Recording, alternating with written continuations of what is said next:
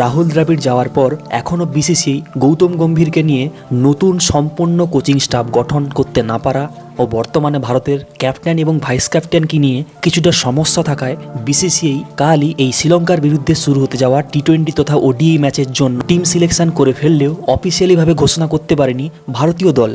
প্রথমে যেখানে বিরাট কোহলি, রোহিত শর্মার মতো সিনিয়র লেজেন্ড প্লেয়ার এই শ্রীলঙ্কার বিরুদ্ধে ওডিআই সিরিজ খেলবে না বলে জানিয়ে দিয়েছিল, সেখানে এইমাত্র গৌতম গম্ভীর কড়া নির্দেশ দিতেই বিসিসিআই রোহিত শর্মার মতো লেজেন্ড প্লেয়ারকে নিয়ে এইমাত্র ঘোষণা করে দিল শ্রীলঙ্কার বিরুদ্ধে ভারতের সম্পূর্ণ এক নতুন দুর্ধর্ষ স্কোয়াড। হ্যাঁ বন্ধু, আজকের এই ভিডিওতে আমরা ফটাফটভাবে দেখে নিব এই শুরু হতে যাওয়া শ্রীলঙ্কার বিরুদ্ধে ওডিআই সিরিজের জন্য যে বিসিসিআই এইমাত্র ম্যাচ শিডিউলকে নিয়ে কিছুটা পরিবর্তন এনেছে এবং সেই অনুযায়ী ম্যাচগুলি এবার কোন নতুন সময়ে কোন তারিখে খেলা হবে, এই ওডিআই সিরিজের জন্য ভারতের নতুন ক্যাপ্টেন এবং ভাইস ক্যাপ্টেন কে থাকছে এবং এই মুহূর্তে যে বিসিসিআই রিপোর্ট অনুযায়ী শ্রীলঙ্কার বিরুদ্ধে ওডিআই সিরিজের জন্য দল সিলেকশন করে ফেলেছে, সেই দলে কাদের কাদের রাখা হয়েছে, কাদের বাদ দেওয়া হয়েছে, সবকিছুই দেখে নিব এই ভিডিওতে। তাই প্লিজ দেখো পুরো ভিডিও।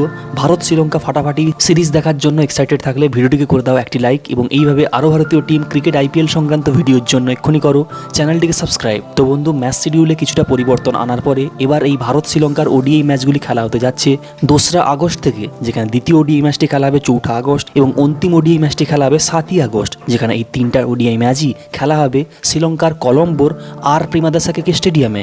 এবং এই সমস্ত ওডিআই ম্যাচগুলিকে আমরা ভারতীয় সময় অনুযায়ী ঠিক দুপুর 2:30 থেকে খেলা শুরু হতে দেখতে পাবো এবং যেখানে আমরা ম্যাচগুলিকে টিভিতে শুধুমাত্র ডিডি স্পোর্টসে একেবারে ফ্রিতে এবং মোবাইলে শুধুমাত্র জিও টিভি অ্যাপ্লিকেশানে 100% বিনামূল্যে লাইভ দেখতে পারবো।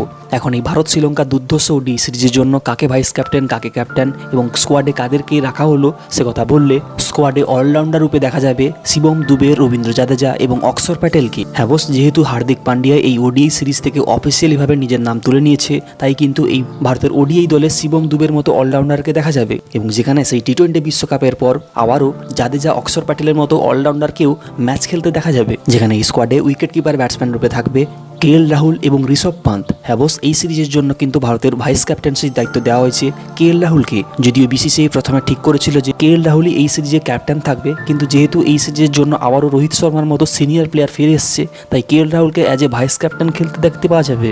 যেখানে এই স্কোয়াডে ফাস্ট বোলার রূপে থাকবে মোহাম্মদ সিরাজ, মুকেশ কুমার, অ্যাবেশ খান এবং অর্শদীপ সিং। হ্যাঁ বস, ভারতীয় টিম তথা সকল ফ্যানদের জন্য গুড নিউজ এটাই যে মোহাম্মদ শামির মতো লেজেন্ড প্লেয়ার কিন্তু আবারও এই মুহূর্তে মাঠে ফিরে প্রস্তুতি নিতে শুরু করে দিয়েছে। তাই যদিও বুমরা, শামির মতো লেজেন্ড দুই ফাস্ট বোলারকে এই সিরিজে দেখতে পাওয়া যাবে না, কিন্তু এই সিরিজে থাকবে সিরাজ, অর্শদীপ সিং এর মতো ফাস্ট বোলার।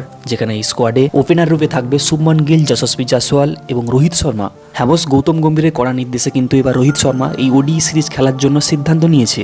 তাই যদিও বিসিসিআই বুমরা এবং কোহলির অনেকটা অনুরোধে তাদেরকে রেস্ট দিয়েছে এই সিরিজ থেকে, কিন্তু এই সিরিজে আমরা রোহিত শর্মাকে অ্যাজ এ ক্যাপ্টেন আবারও কামাল করতে দেখতে পাবো। যেখানে এই স্কোয়াডে একমাত্র স্পিনার রূপে থাকবে কুলদীপ যাদব এবং এই স্কোয়াডে প্রপার ব্যাটসম্যান রূপে খেলতে দেখতে পাওয়া যাবে শ্রেয়স আইয়ার এবং সূর্যকুমার যাদব। হ্যাঁ বস, অনেকদিন বাদে তো কেএল রাহুল, শ্রেয়স আইয়ারের মতো দুর্ধর্ষ প্লেয়ারকে আবারও কামব্যাক করতে দেখতে পাবো, কিন্তু ওডিআইতে চরম ফ্লপ হওয়া সত্ত্বেও সূর্যকুমার যাদবকে কিন্তু আবারও বিসিসিআই ভারতের ওডিআই দলে তাকে আবারও সুযোগ দিয়েছে। যাই হোক, এটা ছিল বিসিসিআই তরফ থেকে রিপোর্ট অনুযায়ী বেরিয়ে আসা শ্রীলঙ্কার বিরুদ্ধে ভারতের ওডিআই স্কোয়াড। অফিসিয়াল স্কোয়াড ঘোষণা হলেই এই চ্যানেলে ফটাফটভাবে পেয়ে যাবে। ধন্যবাদ।